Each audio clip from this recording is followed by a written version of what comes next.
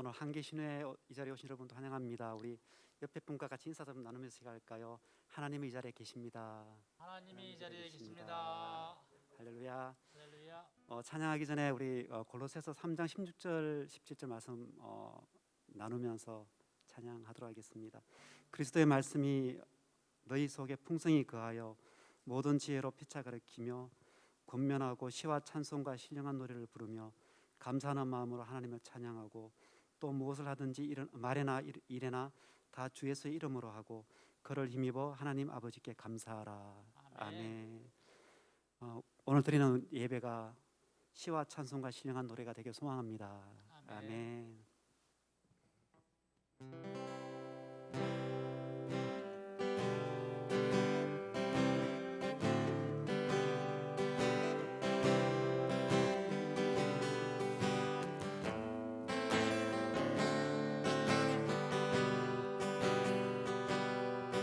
세상의 유혹 시험이 내게 몰려올 때에 나의 힘으로 그것들 모두 이길 수 없네. 거대한 폭풍 가운데 위축된 나의 영혼 어찌할 바를 몰라 헤매이고 있을 때 주를 찬양 손을 들고 찬양 전쟁은 나에게 속한 것 아니니 주를 찬양 손을 들고 찬양 전쟁은 하나님께 속한 것이니 거짓과 속임수로 가득 찬 세상에서 어디로 갈지 몰라 멍거리고 있네. 공주의 권세 잡은 자 지금도 우리를 실패와 절망으로 넘어뜨리려 하네. 주를 찬양 손을 들고 찬양 전쟁은 나에게 속한 것 아니니 주를 찬양 손을 들고 찬양 전쟁은 하나님께 속한 것이니 주위를 둘러보면 아무도 없는데 믿음의 눈을 들면 보이는 분 계시네. 지금도 내 안에서 역사하고 계시니 사망과 어둠의 권세 물리치신 예수님 주를 찬양 손을 들고 찬양 전쟁은 나에게 속한 것 아니니 주를 찬양 손을 들고 찬양 전쟁은 하나님께 속한 것 주를 찬양 주를 찬양 손을 들고 찬양 전쟁은 나에게 속한 것 아니니 아멘. 주를 찬양 손을 들고 찬양 전쟁은 하나님께 속한 것이니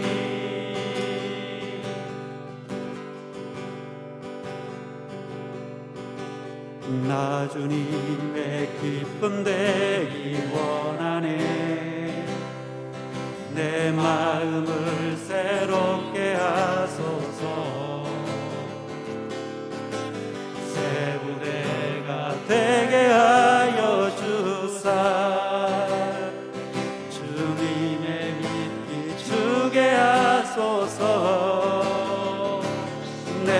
내가 원하는 한 가지 주님의 기쁨이 되는 것 내가 원하는 한 가지 주님의 기쁨이 되는 것 겸손히 내 마음 드립니다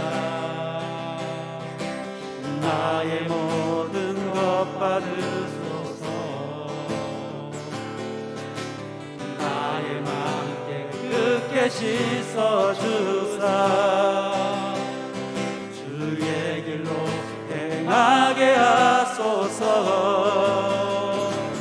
내가 원하는 한 가지 주님의 기쁨이 되는 것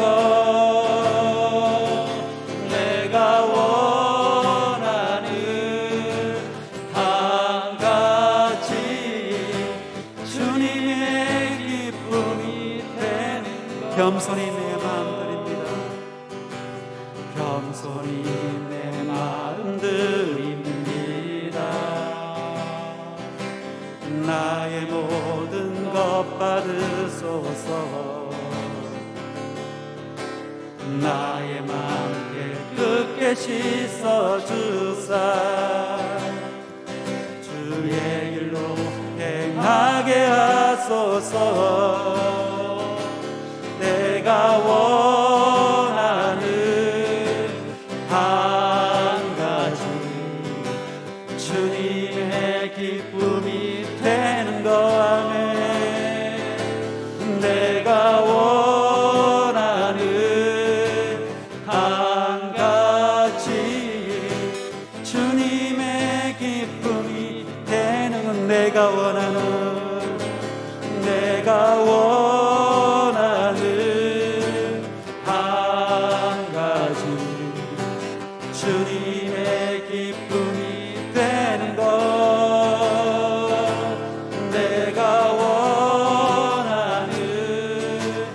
한 가지 주님의 기쁨이 되는 것 내가 원하는 한 가지 주님의 기쁨이 되는 것 내가 원하는 한 가지 주님의 기쁨이 되는 것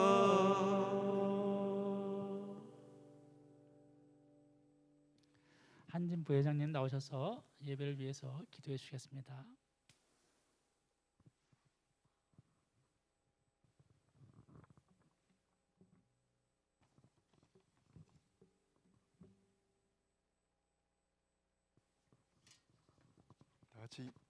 다 같이 기도 드리시겠습니다. 하나님 아버지, 저에게 향하신 하나님의 은혜가 어찌 그리 크신지요. 아침에 주의 인자하심을 나타내시며 밤마다 주의 성실하심을 베풀어 주시는 그 놀라우신 우리 하나님께 감사와 찬양을 올려드립니다. 주님, 이렇게 신유의 영상 예배로 하나님께 드리게 해주시니 참으로 감사를 드립니다. 이 시간 존귀하신 하나님께 영과 진리로 드려지는 거룩하고 귀한 신유의 예배가 되게 하여 주시옵소서. 주님, 코로나로 인해 신유의 예배를 한자리에 모여 드리지 못한 안타까운 마음이지만 주님께서 이 코로나를 속히 종식시켜 주셔서 이 땅이 속히 치유되고 회복되어 줄 수 있도록 주여 은혜를 더하여 주시옵소서. 주님, 코로나로 인해 저희 신앙들이 나태해지지 않고 도리어 주님 말씀을 더욱 붙잡고 주님 은혜 가운데 하나님의 뜻을 온전히 쫓아 살아가는 저희 되게 하여 주시옵소서. 이제 저희들의 신앙이 코로나로부터의 회복을 넘어 부흥케 하여 주시옵소서. 막연한 신앙에서 목적 있는 신앙으로, 자신만을 위한 신앙에서 주님을 위한 신앙으로 바뀜으로 이제 주님을 위한 신앙으로 온전히 변화되어가는 저희 되게 하여 주시옵소서. 하나님, 회사 신임사장님과 임원분들께도 하나님께서 지혜로 함께하여 주셔서 어려운 시기에 주님께서 주시는 통찰력과 안목을 허락하여 주셔서 직원들을 죽게 하듯 섬기는 마음으로 더욱 우리의 삶을 잘 섬겨갈 수 있도록 하나님 축복하여 주시옵소서. 오늘 이 예배를 말씀을 전가하실 더세움 교회 정통용 목사님께 하나님 영혼 육간의 강건함을 더하여 주시옵소서. 하나님께 주시는 그 말씀을 온전히 전하실 수 있도록 성령님께서 이 시간 능력으로 임하여 주시옵소서. 그 말씀을 통해서 저희 모두 물된 동산같이 성령의 생수의 은혜가 넘치는 주님께 드려지는 아름다운 예배가 되게 하여 주시옵소서. 이 시간 주님의 사랑과 은혜로 충만히 넘치는 귀한 신유의 예배가 되게 성령께서 친히 주장하여 주시라 믿사옵고 존귀하신 예수 그리스도 이름으로 간절히 기도드리옵나이다. 아멘.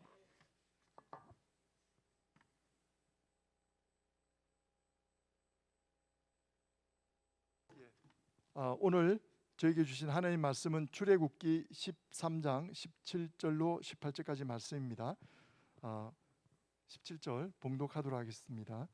바로가 백성을 보낸 후에 블레셋 사람의 땅의 길은 가까울지라도 하나님이 그들을 그 길로 인도하지 아니하셨으니 이는 하나님이 말씀하시기를 이 백성이 전쟁을 하게 되면 마음을 돌이켜 애굽으로 돌아갈까 하셨습니다. 그러므로 하나님이 홍해의 광야길로 돌려 백성을 인도하심에 이스라엘 자손이 애굽 땅에서 대를 지어 나올 때 아멘. 네, 우리 말씀의 제목 한번 같이 읽어주시죠. 읽습니다. 시작. 하나님은 쉬운 길보다 우회하는 길을 걷게 하신다. 네, 하나님은 쉬운 길보다 우회하는 돌아가는 길을 걷게 하신다라는 제목으로 말씀을 나누겠습니다. 개인적으로 보면 제가 더세움교회를 개척하게 된 지 이제 10주년, 이번 주일이 10주년이었습니다. 일반적으로 한 공동체가 10년을 지속할 확률이 얼마나 되는가 이 시점에서 좀 궁금했습니다. 그래서 좀 찾아봤는데 중소벤처기업부에 따르면 국내 기업이 창업을 한 뒤에 3년까지 살아남을 확률이 39.1%, 5년 생존율은 27.5%에 불과하다고 합니다. 창업 후 10년까지 살아남는 회사는 그중에 8%밖에 안 된다라고 얘기해요. 그럼 여러분 이제 우리는 신앙인이니까 교회는 어떨까요? 개척한 교회가 3년 생존율이 2%라고 합니다. 그런데 개인적으로 생각해 보면 개척을 하고 이 더세움 교회가 10년의 세월을 뚫고 지금 여기 존재합니다. 물론 생존하기 위해서보다는 하나님이 쓰시기에 편한 공동체가 되는 것에 집중하면서 목회해 왔습니다. 개인적으로 더세움 공동체를 설립한 지 10주년, 이 10년을 준비하면서 앞으로 어떻게 우리는 또 다른 10년을 걸어가야 될 것인가에 대한 고민이 제게 굉장히 많았습니다. 연구위원회를 구성해야 되나? 아니면 앞서 걸어간 교회들의 어떤 선배 교회들의 발자취를 모델링해야 하나? 그러던 중에 지난 목요일이에요.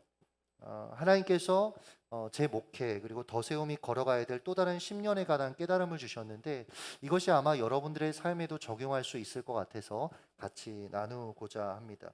먼저 본문을 좀 보시죠. 모세와 이스라엘 백성이 광야길로 접어들자 신비한 일이 일어난 사건을 소개합니다. 출애굽기 13장 21절입니다. 같이 읽습니다. 시작. 여호와께서 그들 앞에서 가시며 낮에는 구름 기둥으로 그들의 길을 인도하시고 밤에는 불 기둥을 그들에게 비추사 낮이나 밤이나 진행하게 하시니. 자, 여기 구름 기둥에 대한 학자들의 의견이 여전히 분분합니다. 호주 사막의 모래 폭풍과 같은 윌리윌리라고 하잖아요. 이런 형태라고 주장하는 분들도 있고요. 용오름과 같은 형태. 여튼 다양하게 구름 기둥에 관해서 학자들은 추측합니다. 이런 혼란이 생긴 근본적인 이유가 있죠. 성경이 구름의 형태에 대해 상세하게 설명하고 있지 않기 때문입니다. 이럴 때마다 우리는 이런 생각을 해야 돼요. 성경의 관심은 형태에 있는 게 아니다. 그럼 어디에 있지? 성경의 간조점은 본문을 보시면 하나님께서 이 구름 기둥과 불 기둥을 통해 이스라엘을 앞서 인도하셨다라는 것에 있습니다. 이 지점을 묵상하다가 제 목회가 앞으로 걸어갈 앞으로의 10년도 하나님이 좀 이렇게 눈에 보이게 인도해 주시면 참 좋겠다. 여러분도 그렇잖아요. 내 인생 좀 하나님이 눈에 보이게, 우리 회사의 운명 하나님이 좀 눈에 보이게 인도해 주시면 얼마나 좋을까, 그런 마음이 들더라고요.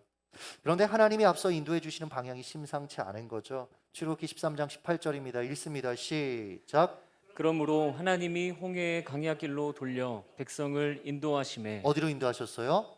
홍해로 가는 광야길. 이 길은요, 당시에 지름길도 편안한 길도 아니었습니다. 이 길 말고요, 이집트 동쪽 국경에서 블레셋 사람들의 땅을 통과해 직행하면 가나안에 한 열흘이면 도착할 수 있는 지름길이 있었습니다. 하지만 하나님은 홍해로 가는 광야길로 그들을 돌아 인도하셨죠. 왜 하나님은 가장 험하고 멀리 돌아가는 홍해로 가는 광야길로 그 백성을 인도하셨을까요? 성경에 나와 있어요. 간단합니다. 만약 블레셋 사람의 길로 이동하면 당시 철기 문화에서 가장 앞서 있었던 블레셋과의 일전을 치러야 했어요. 하나님이 보시기에 이스라엘은 아직 맞서 싸울 준비가 돼 있지 않았습니다. 우리는 이 지점에서 인생의 한 가지 교훈을 얻어야 합니다. 사람은요, 쉽고 편한 길을 가려고 하는 경향이 있습니다.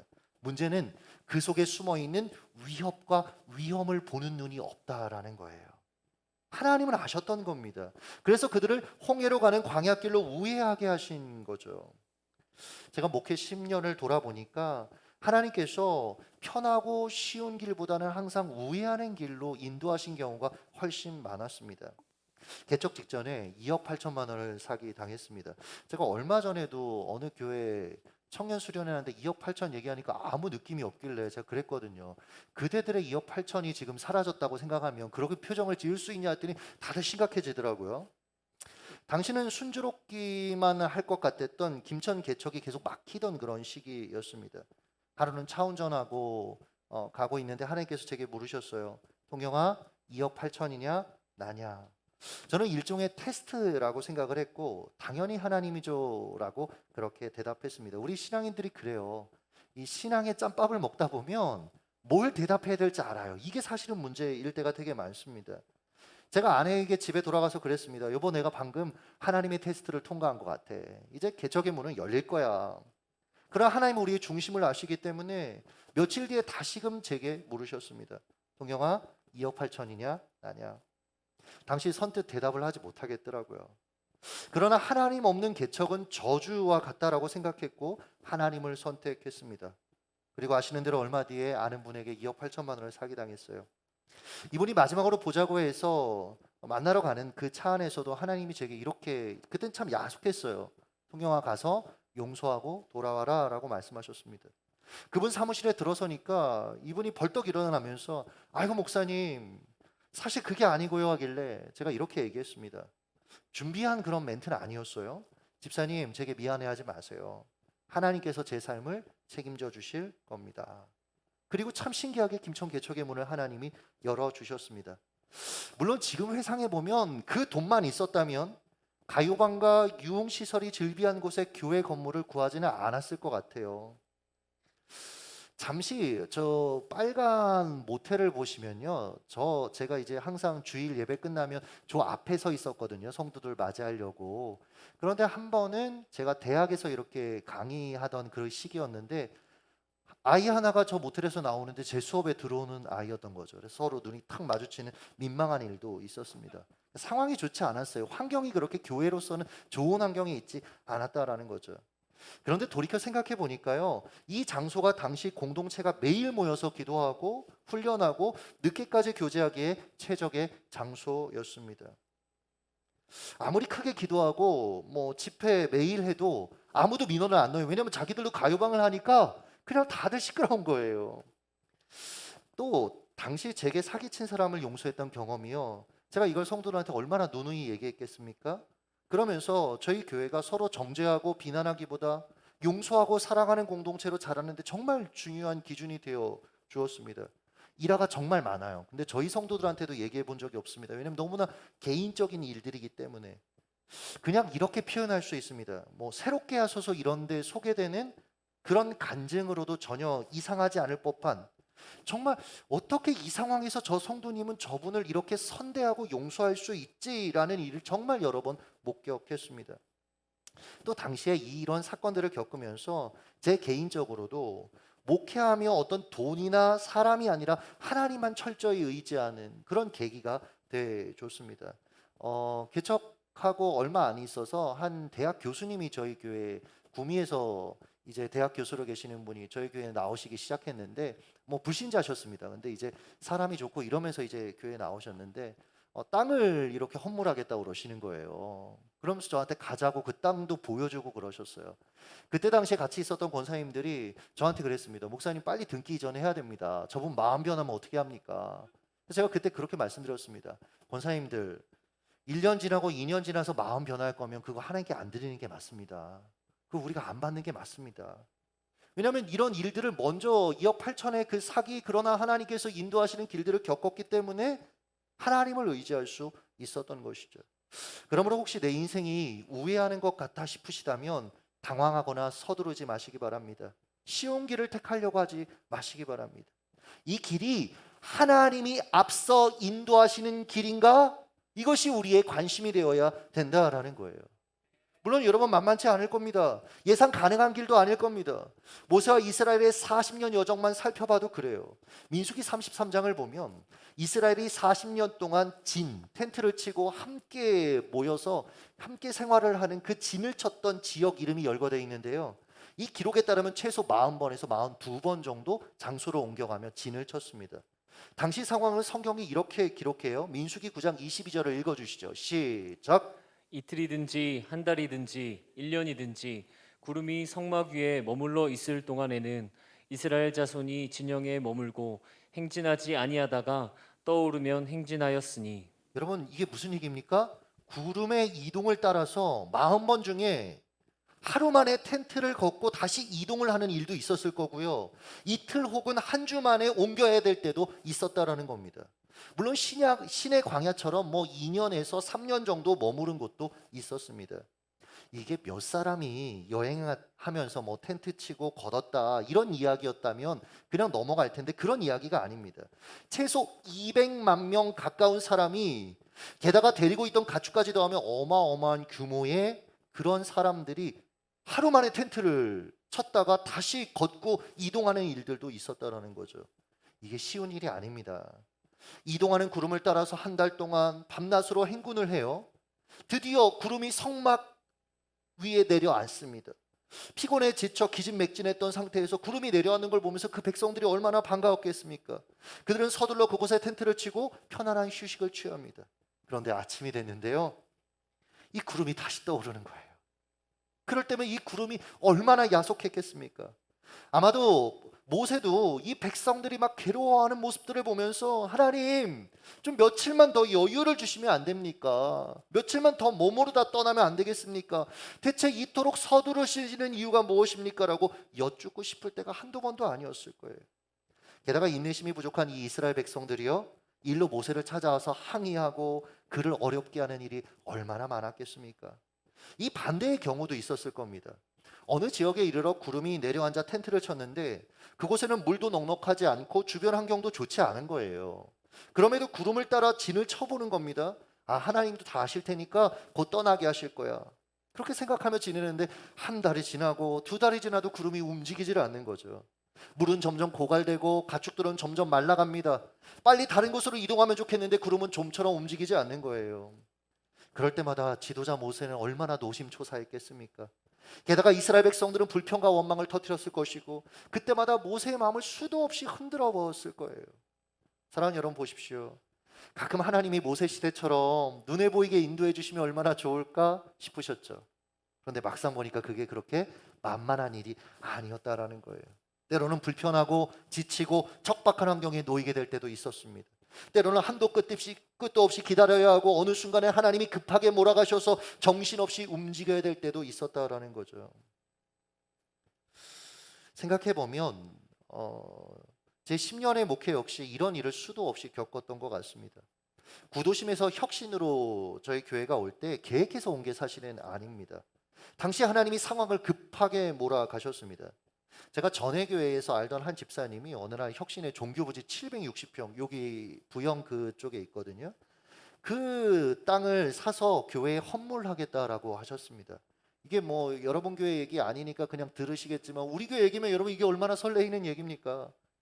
당시 눈앞에 펼쳐진 쉬운 길 때문에 너무 행복해서 막 성도들하고 저기 가가지고 타임캡슐 막 묻고 기도하고, 지금 생각하면 너무 부끄러운데 그런 것들을 했습니다. 추가적으로 이분이 50억 정도 헌금해서 교회까지 지어준다고 하셨습니다. 근데 약속 기간이 지났는데 헌물을 안 하시는 거예요. 제가 하루는 이상해서 물었습니다. 전화해서 집사님 헌물하겠다고 하셨는데 기간이 이미 지났습니다. 그런데 대뜸 이분이 장로 시켜주면 하겠다라고 하시는 거예요. 그래서 제가 얘기했죠. 저희 교회 출석하시는 분도 아니고 이거는 불가한 일입니다. 이 지역 분도 아니고 불가능한 일입니다. 안 된다고 했더니 여러 가지 과정을 통해 이분이 저를 어렵게 하셨습니다.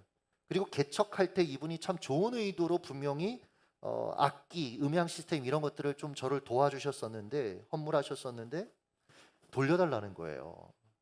제가 법적으로 알아봤습니다. 일단은 돌려줄 필요는 없습니다. 사용증 써준 적도 없고 매달 사용료를 드린 그런 근거가 없기 때문에 그냥 이건 헌물이었던 거예요. 근데 당시에 악을 악으로 갚지 말자라는 기도 중에 그런 마음이 있어서 성도들에게 이야기하고 그리고 다 돌려줬습니다. 게다가 당시 건물에 굉장히 문제가 많았어요. 아까 보여줬던 건물에 뭐 건물주가 굉장히 이렇게 사채도 많이 끌어쓰고 이런 분이어서 저한테 자주 전화해서 뭐 3달치 먼저 땡겨달라, 뭐 6달치 먼저 땡겨달라. 그러면 여러분 제 마음이 오죽했겠습니까? 그리고 그때 더 안 좋은 상황이었고, 그래서 정말 옮길 수밖에 없는 타이밍이 됐고, 그 타이밍에 혁신의 교회 월세를 놓겠다라는 건물주가 저희 교회가 옮기기 전에는 교회가 하나도 없었어요. 상가교회는. 왜 없었냐면 혁신에서 초반에 담합을 했다고 그러더라고요. 부동산 업자들하고 건물주하고 교회는 일단 못 들어오게 하자, 그런 얘기들이 있었던 거예요. 근데 다른 지역에 있는 분이 놔주겠다라고 하면서 저희가 급하게 이사하게 됐습니다. 당시 일련의 사건이 없었다면 저는 혁신 이전을 굉장히 망설였을 거라는 생각을 해요. 사랑하는 여러분, 하나님이 인도하시는 길은 대부분 예측이 안 됩니다. 반면 우리가 선택하기 쉬운 길은 예측이 어느 정도 돼요. 물론 예측한 대로 안 되는 게 문제긴 합니다. 그래도 우리는 예측 가능한 길을 여전히 선호하죠. 모세 역시 그랬을 겁니다. 모세 일행을 찾아온 그 장인 이드로가 2년 만에 이제 집으로 돌아가겠다고 했을 때 모세가 장인을 붙들면서 이렇게 얘기했거든요. 민수기 10장 31절 읽어주시죠. 시작. 모세가 이르되 청하건대 우리를 떠나지 마소서. 당신은 우리가 광야에서 어떻게 지칠지를 아나니 우리의 눈이 되리이다. 그러니까 모세는 이렇게 생각했던 거죠. 우리가 광야 생활 동안에 광야의 지형과 광야의 모든 것에 익숙한 이 장인이 함께 있으면 그의 조언을 통해서 훨씬 쉽게 이 광야의 문제들을 해결할 수 있을 거야. 심적으로도 장인을 의지하는 마음이 모세에게 있었죠. 실제로 장인을 통해서 나름대로 이드로 시스템이라는 걸 만들었잖아요. 조직을 개편할 수 있었잖아요. 그러나 그것은 모세의 착각이었습니다. 만약 이 말을 듣고 모세 곁에 이드로가 머물러 있었다면 광야 기간 내내 이드로는 모세에게 굉장히 큰 어려움의 존재가 됐을 거예요. 구름이 어느 곳에 내려 앉아서 진을 치려고 하면 이렇게 얘기했을 겁니다. 여러분의 사위, 조금 더 가면 더 좋은 장소가 있는데 계속 가야 돼. 구름이 진행하는 방향을 보고 또 이렇게도 얘기했을 겁니다. 이 방향이 아니야. 여기는 가서 안 되는 방향이야. 오히려 막아섰을 거라는 거예요. 그러니 이드로가 고향으로 돌아가기로 한 것은 모세를 위한 하나님의 섭리였다라고 저는 생각합니다. 이런 거 보면 하나님께서 우리가 의지하는 이들을 때로는 우리 곁에서 떠나게 하실 때 이유가 다 있는 겁니다. 사람 의지하지 말고 하나님 의지하며 따라오라는 거예요. 제가 가끔 저희 성도들한테 얘기합니다. 목사가 성도들에게 치대면 얼마나 힘든지 한번 맛을 보게 해드릴까, 이런 얘기를 합니다. 그럼 저는 목회하면서 단 한 번도 성도님들을 찾아가서 교회가 이렇게 힘드니까 헌신해 주세요, 우리가 이전하니까 이렇게 헌금해 주세요, 얘기해 본 적이 없어요. 단 한 번도 교회를 이전하면서 작정 헌금을 교회가 해본 적이 없습니다. 이유가 있어요. 하나님만 의지하고 싶었어요. 하나님이 하시는 일을 보고 싶었어요. 아무리 좋아도 계속 치대면, 계속 의지하면 사람이 힘들어요. 그걸 당해낼 수 있는 사람은 없습니다. 여러분, 하나님만 의지하시기를 예수님의 이름으로 축복합니다. 한편 40년 동안 미디안 광야에서 살았던 이 모세도요, 광야길에 대한 상당한 지식을 가지고 있었을 거예요. 어느 곳에 진을 치고 어느 길로 가는 것이 좋은지, 어디에 위험이 있고 기회가 있는지 그도 잘 알았을 겁니다. 어느 날 구름이 가는 길이 그의 생각과 일치할 때는 문제가 없었는데 그렇지 않을 경우 그도 내적 갈등을 수없이 겪었을 거예요. 내가 보기엔 이 길이 아닌 것 같은데, 저쪽에 기회가 있는 것 같은데 구름은 반대쪽으로 이끌어가는 거예요. 그도 주저됐을 겁니다. 그래서 하나님의 인도하심을 따라 사는 길은요, 내 자아를 부정해야 걸어갈 수 있습니다. 예수께서도 자신을 따르는 제자들에게 이렇게 말씀하셨잖아요. 마태복음 16장 24절입니다. 시작. 누구든지 나를 따라오려거든 자기를 부인하고 자기 십자가를 지고 나를 따를 것이니라. 아멘. 주님이 이끄는 길은요, 자주 내 판단과 내 생각과 다르기 때문에 자기를 부인하라는 거예요. 나는 떠나는 것이 낫다고 느끼는데 하나님은 멈추라고 하십니다. 나는 멈추는 것이 옳다라고 여겨지는데 하나님은 계속 가라고 하시는 거죠. 그때 자기를 부인하는 겸손이 우리에게 필요하다라는 겁니다. 우리 역시 마찬가지 아닙니까? 우리가 하나님을 믿고 의지하며 따라가기 위해서는 때로는 자신의 꿈과 계획, 생각과 판단을 내려놓아야 돼요. 자신이 가고 싶은 방향으로, 자신에게 익숙한 속도로 가기를 단념해야 된다라는 거예요. 때로는 오래도록 준비한 계획을 내려놓거나 전혀 준비되지 않은 방향으로 가야 할 때도 있습니다. 그럴 때 비로소 우리는 하나님이 펼쳐주시는 새로운 삶들을 누리게 되는 거예요. 이렇게 표현해 볼까요? 내 수준의 삶이 아니라 하나님 수준의 삶을 살게 되는 겁니다. 이런 삶에는 항상 하나님의 반전이 준비되어 있습니다. 인생의 길이 막힌 줄 알았는데 나중에 보니까 하나님이 길을 바꾸신 겁니다. 잠담하게 실패한 줄 알았는데 나중에 보니 하나님의 방법으로 승리하게 하려는 전략이었던 겁니다. 왜 이런 고통을 겪어야 하는지 고민했는데 나중에 보니 그 고통을 통해 나를 더 새롭게 하신 것입니다. 이런 경험을 반복하다 보면 하나님의 속도에 자신을 맞추게 되더라고요. 일이 틀어지더라도 당황하지 않는 거예요. 제가 이 말씀을 묵상하다가 개인적으로 성도님들을 생각하면서 그런 생각이 들더라고요. 어떤 사람은 진의 구름이 하루 멈춰서고 빨리 출발하는 것처럼 보일 때도 있고, 나는 그런데 1년을 멈춰야 되는 거예요. 각자 하나님이 허락하시는 속도가 다르거든요. 근데 마음이 조급해지는 거죠. 상대를 보면서 저 사람은 저렇게 빨리 가고 있는데. 이 시대는 속도를 중요하게 여기지 않습니까? 아니요, 여러분. 내게 허락하신 하나님의 속도로 살아가면 그 인생이 성공한 인생이다라는 거예요. 이런 일들을 반복하게 되면요, 솔로몬이 남긴 지혜의 말씀에 고개를 끄덕이게 됩니다. 잠언 16장 9절입니다. 읽습니다. 시작.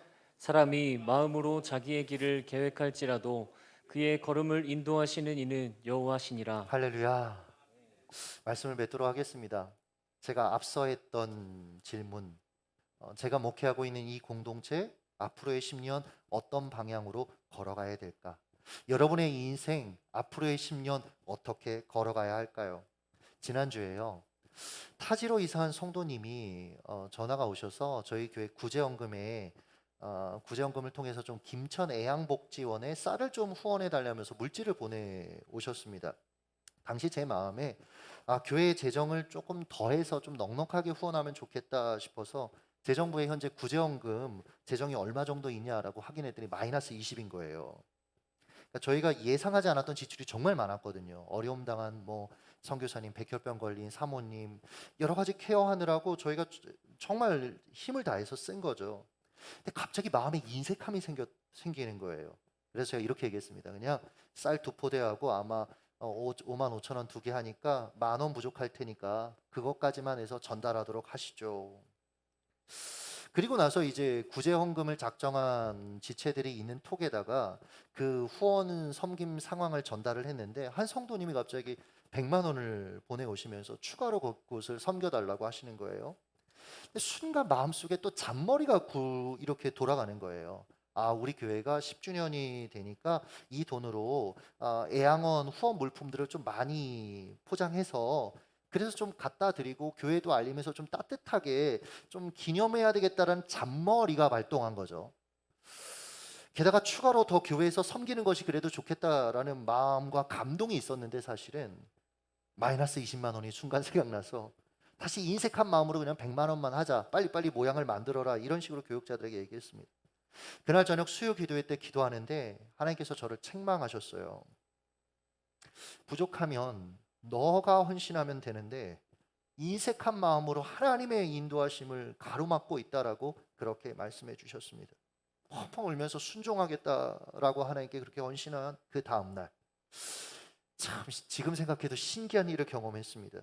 자녀가 5명인 부교육자 생활을 하는 사천에 있는 동기가 제게 전화가 와서 김천으로 오고 있다는 거예요. 저는 그 당시에 성주에 있는 저희 장로님 신방을 하고 있었고, 그래서 무슨 일이냐라고 물었더니 저희 교회가 후원하고 있는 김천에 작은 교회가 있는데, 시골 교회가 있는데 거기에 갑자기 물질이 생겨서 전달하고 싶어서 오고 있다라고 하는 거예요. 제가 그 목회자 가정을 좀 소개했었거든요. 아이 3명을 입양해서 시골에서 정말 어렵게 목회하시는 귀한 가정인데, 그걸 듣고 이제 그런 마음이 생겨서 물질을 가지고 오고 있다는 거예요.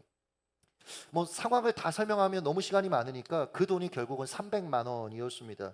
동기가 와서 그걸 전달하고 간 거예요. 그리고 저희 교회 구제원금으로 추가로 100만 원을 더 하고 간 거예요. 저는 신방 중이었고. 그래서 제가 너무 이 친구가 귀하고, 그리고 한편으로는 그 장로님하고 식사 약속이 있는 줄 알고 갔는데 식사 약속이 아니어서 좀 빨리 오게 돼서 어디냐고 하니까 아직 김천 벗어나지 않았대요. 그래서 만나서 소고기 사주고 아이들 간식 사서 보내고, 동기가 이 부탁한 물질을 가지고 제가 그 김천에 있는 시골에 있는 교회에 갔습니다. 목사님 사모님께 300만 원을 전달을 했더니 눈물을 보이시면서 이렇게 얘기하셨어요. 사실 며칠 전에 몇 년 동안 모았던 300만 원을 다음 세대 사역하는 기간에 헌금했다는 거예요, 개인적으로. 그런데 하나님이 일면식도 없는 목사님을 통해서 300만 원을 다시 돌려주신 거죠, 어떻게 보면. 이 외에도 사실은 이날 일어났던 일들이 정말 많습니다. 인색한 마음을 회개하고 하나님이 인도하시는 길을 따르겠다고 고백했을 뿐인데, 하나님은 그 순종을 통해 하나님의 계획된 그 일들을 착착착착 진행해 가셨던 거죠. 저는 이 일을 겪으면서 확신했습니다. 제 개인적인 목회로서의 더세움교회 앞으로의 10년, 하나님이 쓰시기에 편한 공동체 되면 되겠구나. 여러분의 인생, 하나님이 쓰시기에 편한 인생 되면 된다라는 거죠. 하나님이 인도하시는 길이라면 내 생각과 달라도, 손해보는 것 같아도, 고생문이 활짝 열려 있는 것 같아도 믿고 따라가면 되는 거라는 거예요. 그때 내 수준이 아니라 하나님의 수준으로 인생을 누리는 새로운 삶을 살게 된다라는 거죠. 사랑하는 여러분, 쉽고 편한 내가 원하는 길이 아니라 하나님이 인도하시는 그 길을 선택하시길 예수님의 이름으로 축복합니다. 기도하겠습니다. 사랑하는 하나님, 인생을 좀 쉽게 가고 싶을 때가 있습니다.